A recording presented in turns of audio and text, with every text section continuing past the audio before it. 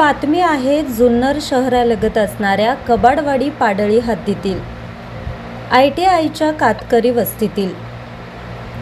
ही कातकरी वस्ती नदीकाठी वसली असून या ठिकाणी नागरिकांचं पाण्यासाठी हाल होत आहेत। आज 24 तासचे प्रतिनिधी त्या ठिकाणी गेले असता तेथील रहिवाशांनी होणाऱ्या त्रासांचा पाढाच वाचलाय। पाण्यासाठी तेथील नागरिकांना स्वतःच धावपळ करावी लागते। निवडणुकी आल्यानंतर नेते कार्यकर्ते कातकरी वस्तीत येतात, नागरिकांसमोर आश्वासनांचा भडीमार करतात, पण निवडणुकी गेल्यानंतर या वाडीचं तोंड देखील पाहत नाही। या वस्तीत एक पाण्याची टाकी आहे, पण या टाकीला कधीच नियमित पाणी नसतं। शेजारी असणाऱ्या ITIच्या पाण्याच्या टाकीतून त्यांना पाणी सोडलं जातं, ते देखील मेहरबानी खातीर, म्हणजे तेथील असणाऱ्या वॉचमनला विनंती करून। त्यांच्या मनात आलं तर वस्तीला पाणी सोडलं जातं, नाहीतर त्यांना पाण्याविना त्रास सहन करत राहावं लागतं। त्याचप्रमाणे या अशा प्रकारचा त्रास गेल्या कित्येक वर्षांनी त्यांना सहन करावा लागतोय। ही वस्ती हातावर पोट भरणारी, कामाला सुट्टी घेऊन नेहमी त्यांना नदीवर जाऊन स्वतः पाण्यासाठी वणवण करून पाणी आणावं लागतं। म्हणूनच दगडाची छोटी भिंत करून पाणी अडवलं जातंय, पण त्या दगडी पडल्यात तर पुन्हा कामाची सुट्टी करून पुन्हा भिंत करावी लागते। ITIसाठी नदीपात्रात विहीर आहे, त्या विहिरीत पाणी राहावं म्हणून त्यांची लगबग चालू असते, जेणेकरून ITIची टाकी भरण्यावर त्या वस्तीला पाणी नियमित नाही, पण पाणी तरी मिळेल। त्याचप्रमाणे या वस्तीला आजपर्यंत स्मशानभूमी देखील नाही। शासनाकडून स्मशानभूमीला वेळोवेळी भरघोस निधी दिला जातोय, पण या ठिकाणी त्यांना हक्काची स्मशानभूमी नाही। 8 महिने कसेही होऊन जातंय, पण पावसाचे 4 महिने नागरिकांचे खूप हाल होतात। भर पावसात त्यांना विधी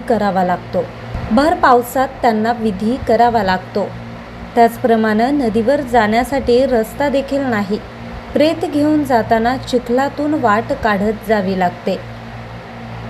प्रगत जुन्नर तालुक्यात जुन्नर शहरालगत असून देखील एक अशी वस्ती आहे की येथे कोणताही विकास नाही। विचार करण्यासारखी गोष्ट आहे। ही वस्ती अत्यंत गरीब, अशिक्षित वस्ती आहे। या वस्तीला सक्षम कार्यकर्ता नाही, म्हणून त्यांचे असे हाल होत असावेत असा प्रश्न निर्माण होतो। जर येथे सक्षम कार्यकर्ते नाही तर येथील ग्रामपंचायतीला हे चित्र दिसत नाही का? चित्र पाहून देखील डोळ्यावर पट्टी बांधलेली आहे।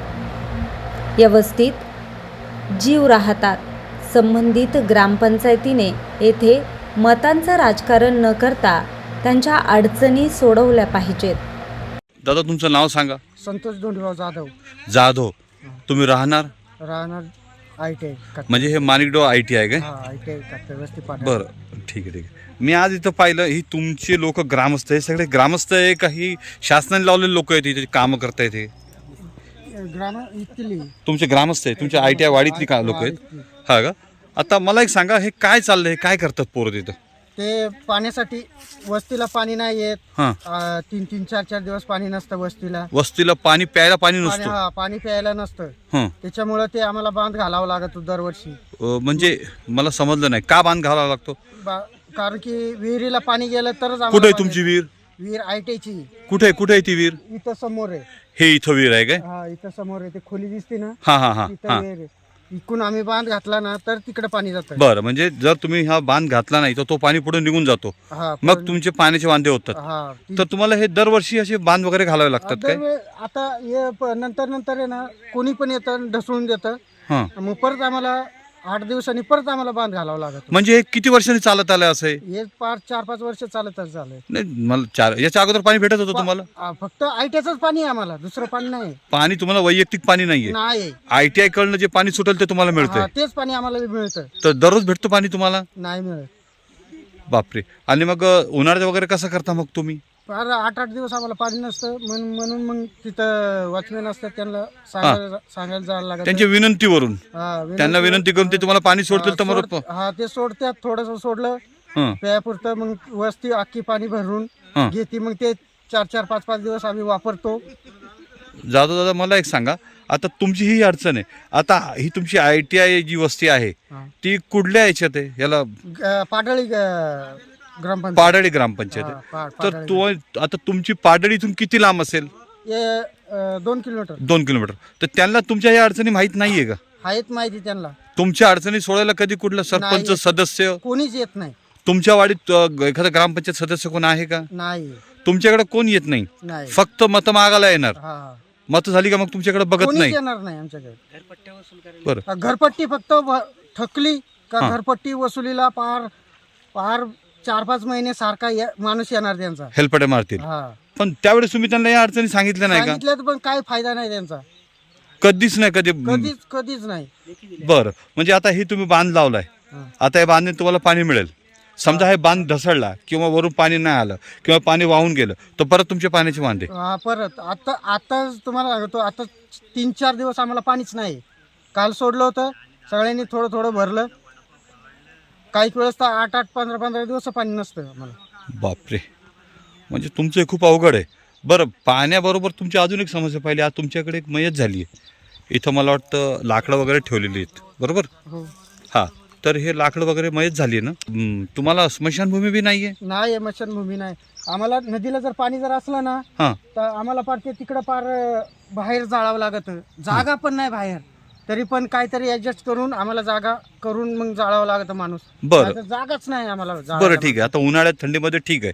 समजा जर पावसाळ्यात मयत झाली तर मग कसं करतात आता पार तुम्ही? चिखलातून यायला लागत. मग पण प्रेत जाळायला बी त्रास होत असेल तुम्हाला. त्रास तर होतोच आम्हाला. मग तुम्ही स्मशानभूमीची मागणी केली नाही का? केली ना, मागणी पण केली आम्ही. बापरे, म्हणजे अजून तुमच्या अडचणी कोणी सोडवल्या नाही. सोडवल्याच नाही, कुणीच नाही सोडवलं. बरं, म्हणजे आता तुम्हाला पावसाळ्यात यायला रस्ता आहे का तिथं? रस्ता इथपर्यंतच आहे रस्ता. हा. कसं तरी येतो, काट्याकुट्यातून येतो आम्ही प्रयत्न घेऊन. हां आणि मग इकडं तर नसती जागा जाळायला. हां पाणी नदीला असतं भरपूर. हां, मग त्याच्यामुळे मग तिकडच आम्ही कुठेतरी जागा अडचण तोडून अडचणी ठिकाणी. हां जागा करून हां, विधी पूर्ण करता तुम्ही. हा, हा. ठीक आहे. पण तुम्हाला एवढी अडचण आहे, कधी तुम्ही गावकऱ्यांनी किंवा तुमच्या ग्रामस्थांनी आंदोलन वगैरे कधी केलं नाही? सगळे सांगून दमलो आम्ही. बापरे. आमच्या का कोणीच लक्ष देत नाही. जाता तुमची किती लोकांची वस्ती आहे? तरी 300 लोकांची वस्ती आहे. 300 लोकांची वस्ती आहे. हा. आता समजा हे पाणी आलं नाही तर 4-5 दिवस तुम्ही पाण्याला कसं करता मग? मग तसंच थोडं पाणी वापरायचं, तेच 8-8 दिवस तरी. ठीक आहे, पाहूया आपण आता हे जे तुमचे घेतलंय हे आमदार खासदारापर्यंत पोचू, बघू कितपत तुमची अडचण दूर करतात ते. धन्यवाद दादा. बातमी संकलन आणि सय्यद, कार्यकारी संपादक, आज 24 तास, जुन्नर.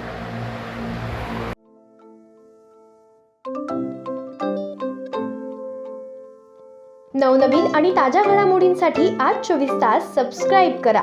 त्याचबरोबर बेल आयकॉनवर क्लिक करा आणि मिळवा आमच्या बातम्यांच्या नोटिफिकेशन्स. तसेच आज 24 तासची प्रत्येक बातमी आपल्याला कशी वाटली हे कळवा. लाईक करून, कमेंट करून आणि आमच्या बातम्या शेअर सुद्धा करा.